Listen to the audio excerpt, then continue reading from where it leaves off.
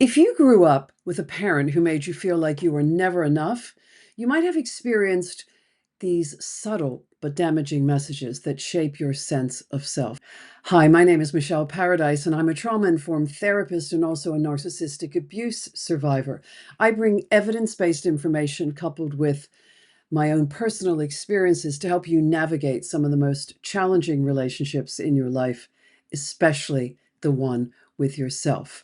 So today I want to share some of the raw truths about what a narcissistic parent is really saying to their child, but probably never utters the words.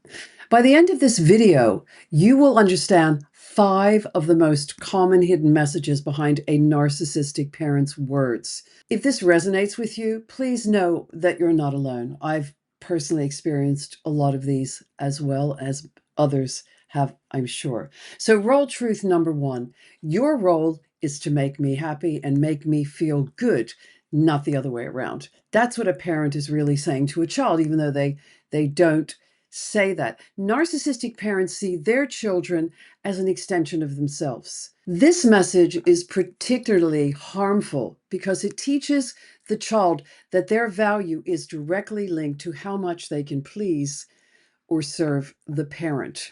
For instance, a child shares an achievement. They're really excited. They come home from school. They've won something in sport or they've won an academic achievement. The parent might turn the conversation to how proud it makes them feel rather than the child's success. So it becomes all about them. The child learns that their happiness is only valuable if it serves the parent's ego. I personally experienced this. My father never ever told me, well done, good girl, that kind of thing.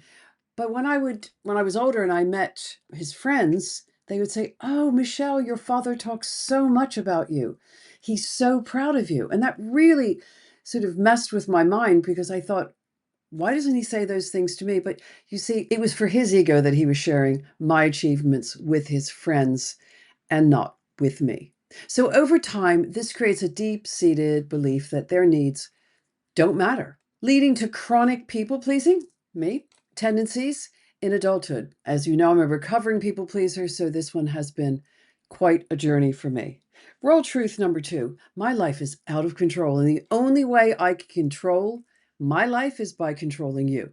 So a narcissistic parent often feels powerless in other areas of their life. So they exert strict control over their child to regain a sense of power. They micromanage everything from friendships to hobbies. Again, my father micromanaged my education and my going to university and things like that. And in the end, wasn't going to allow me to apply for the scholarship that I was eligible for, which was very, very difficult for me. But he wanted to protect me from the big, bad world out there. And I now understand it differently. By the way, I don't blame my father for any of these now. I've really understood it, and I have a lot of understanding and compassion because I know that he came into my life very traumatized himself. So think about a parent who chooses every activity, clothing, or even career path for their child. The child learns early on that autonomy is not an option, and they actually don't develop their gut feeling about things. And compliance is the only way to avoid conflict. So again, in my family, it was my father's phrase. He even said it, it's my way or the highway. So this constant control leads to self-doubt in the child. They grow up questioning their own decisions because they've always been taught that their parents' way is the only way. And this is also called enmeshment, where the child, as I said, doesn't develop any boundaries, any sense of self, doesn't even know much between right and wrong because they haven't been given the opportunity to make mistakes or to connect with themselves and their own needs. World truth number 3, my needs come first, all day, every day. It's my way or the highway. Narcissistic parents prioritize their needs over their child's in every situation. They may frame their demands as what's best for the family, but in reality, it's about satisfying their own desires. That could come under the umbrella of communal narcissism, where it's for the good of everybody, but they're actually serving themselves first. So imagine a parent who insists on spending holidays exactly the way they want, regardless of the child's preferences. The child learns that their desires are secondary, leading to feelings of unworthiness. So, as adults, these children often struggle with setting boundaries. This was me. They're conditioned to put others' needs first, finding it difficult to advocate for their own well being. Raw truth number 4: everyone else's opinion of me matters more, which is why I act one way outside of the home and completely differently at home. This actually, I'm going to go sideways for a moment. For a lot of children, this leads to imposter syndrome because they've been raised and conditioned to believe that you can be one way in the home and another way outside of the home. So who's the real one? Who's the imposter?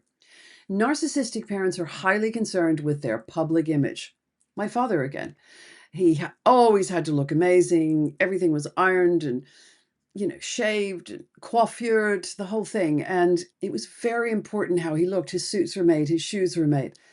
He was a very handsome man. And I'm not saying that's a bad thing, but his trauma led him to low self-worth. And so he got his currency was how he looked. So they often appeared charming and caring in public, only to reveal their true controlling nature behind closed doors. My father never swore, never raised his voice outside of the home, but when the doors were closed, anything was possible, and all hell broke loose. They might praise their children in front of others to appear as a perfect parent, but criticize and belittle the child at home. This wasn't so much my experience. I was just ignored at home. I felt invisible. So this inconsistency confuses the child, causing them to question their own reality. This leads to gaslighting, where the child doubts their own perceptions of the world. They grow up thinking, maybe it's me. Maybe I'm the problem. And I really, really did think that. When in reality, it's their parents' manipulative behavior. And I thought it was me. For years, I was led to believe it was me, told I was too sensitive, crybaby, all of those things. So raw truth number 5, my love is transactional. If you please me, I treat you well. Disappoint me, and you'll face my cold shoulder. In a narcissistic household, love and affection are given as a reward for obedience and compliance. Absolutely. I needed to be a good girl. One of the big phrases in my household is children should be seen and not heard, and sometimes not even seen. And if the child steps out of line, they face emotional withdrawal, making love feel like something that must be earned. A parent may shower the child with praise and gifts when they achieve something that pleases the parent, but only if it fits into their world. So if they're not academic and you are an academic achiever, it might not fit in their world and vice versa. But ignore or punish the child when they fall short.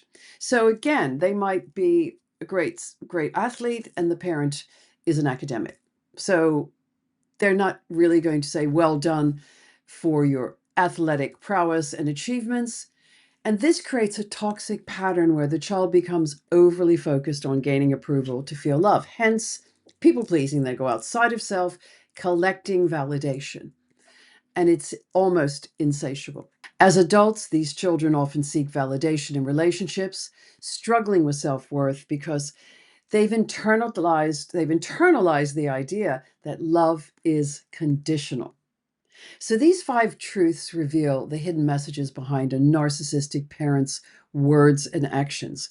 They shape a child's self-worth, boundaries, and relationships in really profound ways. And I absolutely have experienced this firsthand. So if you recognize any of these patterns from your own experience, know that healing is possible. I'm on my healing journey. It's a lifelong journey. It does get better, and I build more resilience every day of my life. And understanding these truths is the first step toward claiming your sense of self. Remember, awareness is the first step to healing. We can't change what we don't acknowledge. So if this resonates with you, leave a comment below. That would be great. And let's continue the conversation. And don't forget to subscribe for more insights on healing from narcissistic abuse. Thank you very much. Stay safe. I look forward to seeing you soon.